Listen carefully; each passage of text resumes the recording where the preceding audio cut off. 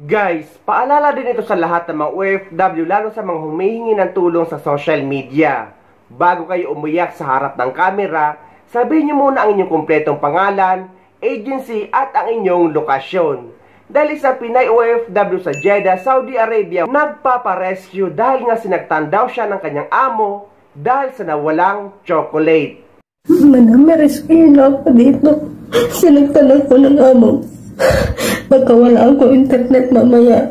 Pa-rescue na lang ako sa agency dito, ma'am. Sinaktan ako ng amo ko dahil lang sa chocolate na nawala. Nagtatago ako dito sa banyo para makatawag kayo. Rescue nyo na ako. Hindi ko kaya. Sinaktan niya ako ng dahil lang sa chocolate. Madam, rescue na ako dito. Sinaktan ako ng amo. Baka wala ako internet mamaya. Pa-rescue na lang ako sa agency dito, ma'am. Sinaktan ako ng amo ko dahil lang sa chocolate na nawala. Nagtatago ako dito sa banyo para makatawag kayo. Rescue nyo na ako. Hindi ko kaya.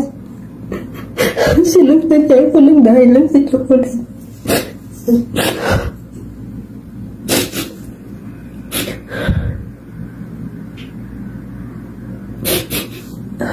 Kaya guys, kung hihingi kayo ng tulong at kung kailangan nyo talaga ma-rescue, ay dapat una pa lang ay ilapag nyo na ang inyong pangalan, agency at ang inyong lokasyon para mas madali kayong matulungan. Dahil kagaya niya napapatayan kayo ng wifi, paano na lang kayo makokontak ng kapamilya nyo or ng agency nyo or ng ating gobyerno. At sana sa ngayon ay natulungan na siya ng Polo OWA.